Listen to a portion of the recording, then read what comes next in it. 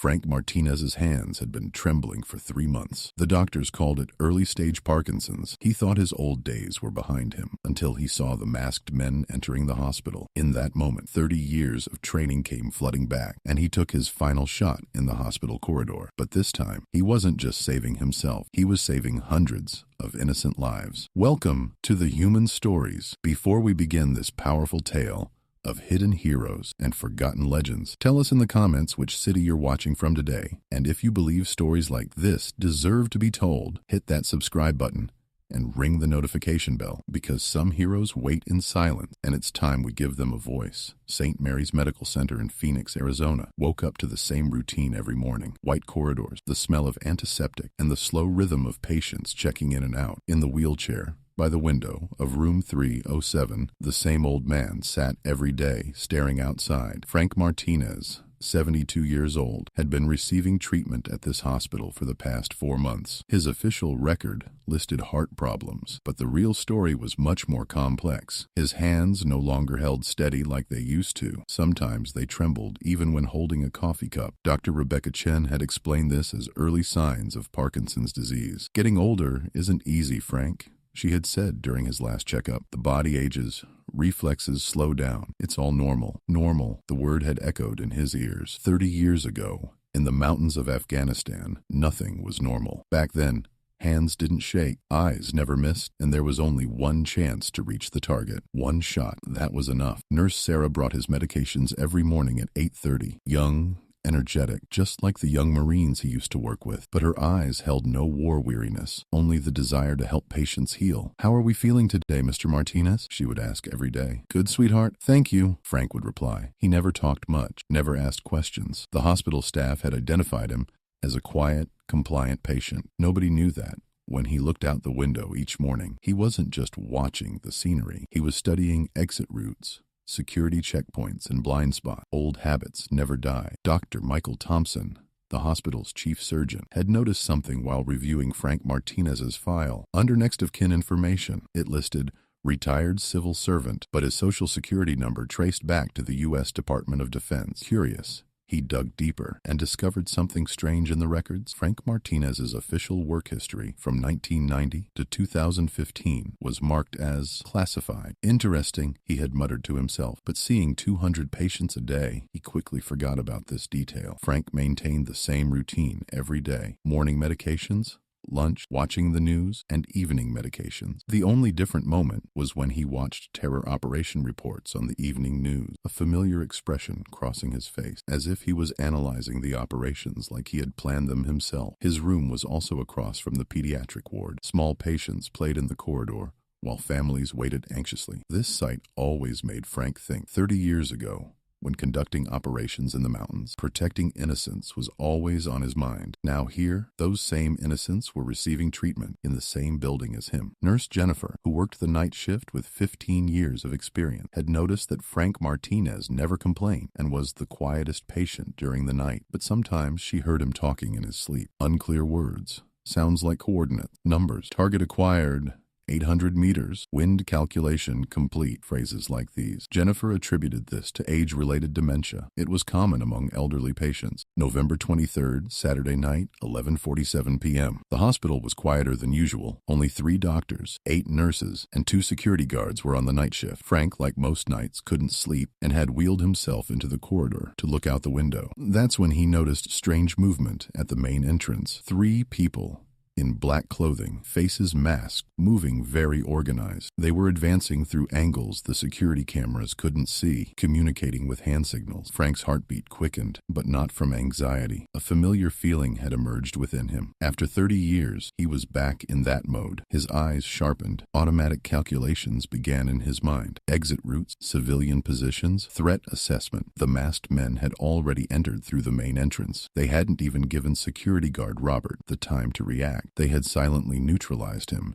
and taken his keys. The first sound came from the nurse's station. Nurse Sarah's scream, "Hands up!" Nobody moved. Frank froze in his wheelchair. But this wasn't hesitation. It was strategy determination time. One of the masked men was 6 feet tall, professional posture, most likely their leader. The second was younger excited, inexperienced. The third looked the most dangerous, calm and cold-blooded. The leader began speaking. "We have a target in this hospital. If nobody wants to get hurt, you'll do exactly what we tell you." Frank's mind instantly went back 30 years. Afghanistan, Kandahar province, cold winter night of 1993. That night he had faced a similar situation. Civilians taken hostage in a village, terrorists, and himself. The operation he won that night earned him his code name, One Shot Martinez. Now this situation in the hospital corridor reminded him of those old days. But now he was 72 years old, had trembling hands, and was in a wheelchair. What if he couldn't succeed this time? As the masked men advanced down the corridor, Frank quietly opened the secret compartment under his wheelchair. Here was the item he had hidden on his admission day, so the nurses wouldn't notice. His old service weapon, a Glock 19. The only item he hadn't turned in after his last operation 30 years ago. With trembling hands, he took out the gun. The metal was cold, but familiar, like reuniting with an old friend. He checked the ammunition. Only 3 bullets. Perfect number for 3 targets. Screams in the corridor had increased. The masked men were checking patient rooms one by one, trying to find the person they were looking for. Frank listened carefully. "Where is room 206? The leader was shouting. Room 206. Frank knew who they were looking for in that room. Businessman David Harrison. He had read in the newspapers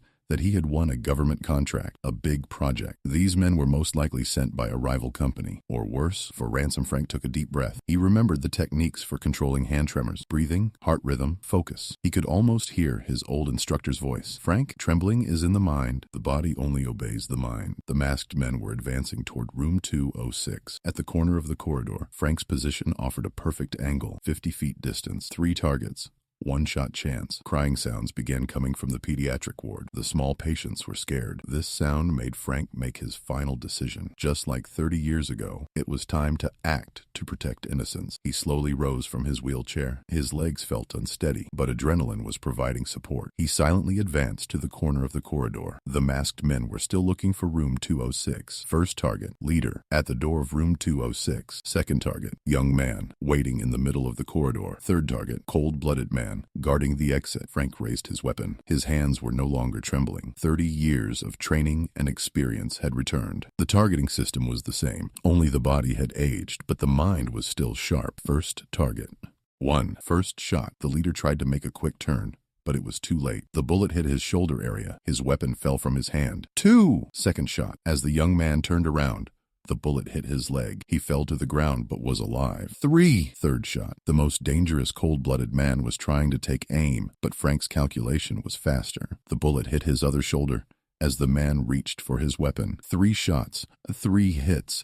3 neutralized targets. None were killed, but none could pose a threat either. Deep silence fell over the corridor. Then came Nurse Sarah's astonished voice. "Mr. Martinez, how?" Frank returned to his wheelchair, secured his weapon, and took a deep breath. "Sweetheart, some things are never forgotten. They just sleep." 10 minutes later, police and ambulance sirens filled the hospital. The masked men were taken into custody, wounded but alive. No civilians were harmed. Police Detective Marcus Johnson was trying to learn the details of the incident when the name he saw in the file shocked him. Frank Martinez. He had heard this name before, in old files at the police department. "Frank Martinez. One Shot Martinez," he murmured. "This can't be possible." Hospital director Dr. Rebecca Chen was experiencing the same shock. The patient whose file only listed retired civil servant. Who could he really be? When the investigation began, the truth emerged. Frank Martinez was a member of the Special Operations Unit under the U.S. Department of Defense from 1990 to 2015. He had served in the Afghanistan region for 25 years, conducting 73 successful operations. Codename One Shot. His statistics were incredible. 127 targets, 127 hits. He had never missed. Most importantly, in his 25-year career, no innocent